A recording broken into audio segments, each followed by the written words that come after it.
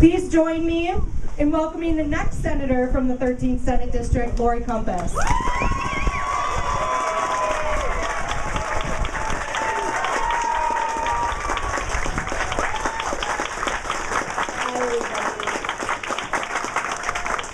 Thank you so much for coming out today. This is a great turnout. I just hope we don't get blown away.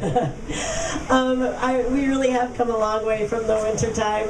A lot of you probably remember the guys camped out on High Street just a block away, right? Everybody remembers those guys? Let's give them a round of applause. And so many of you here in Fort Atkinson helped go door to door, collecting signatures, visibility locations in Berry Park.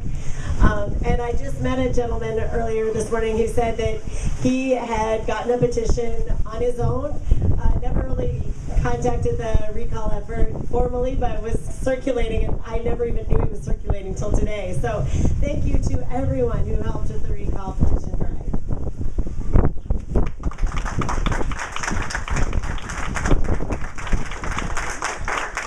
I've been thinking a lot lately about why we worked so hard all winter long and why we're working so hard right now, knocking on doors as Sarah was describing, making phone calls, talking to our friends and neighbors. And I think what it boils down to is that we feel like our values were attacked. This wasn't just the policy that we were talking about.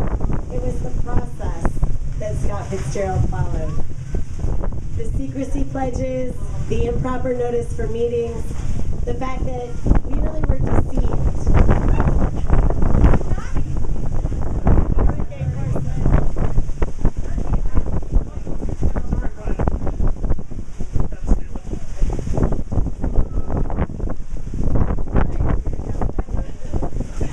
All right, does that help a little bit? Okay, great.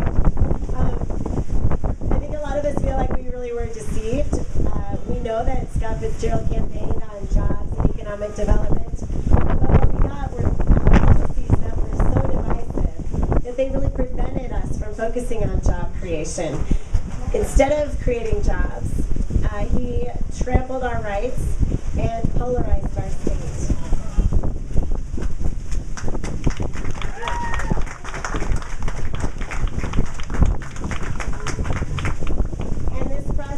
Attack on our values of honesty, compassion, and fairness. And when our values are attacked, people rise up.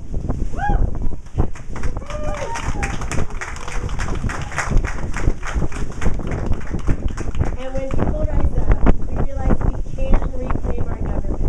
We can make a difference.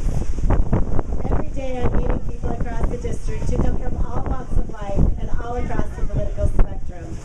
And although they're diverse, they have one thing in common. They've made the choice to say, enough is enough. This was deceit, plain and simple. We did not vote for this. We want jobs. We want health care. We want good schools for all our kids.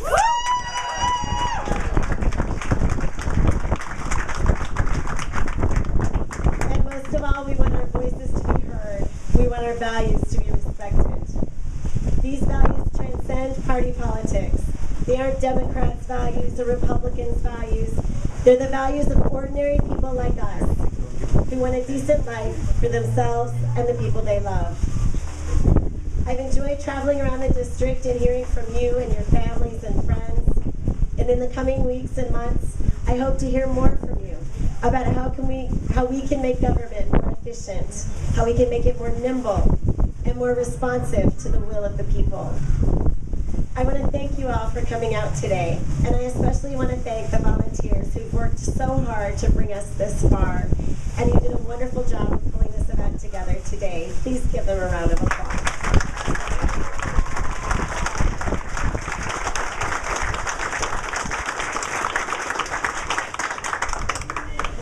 Volunteers really are the lifeblood of this campaign, and as Bob said, I'm a volunteer myself. I spend a lot of time out knocking on doors and making calls, and I really do hope that you will join our ranks. It's a lot of fun, and it's really making a difference in this campaign.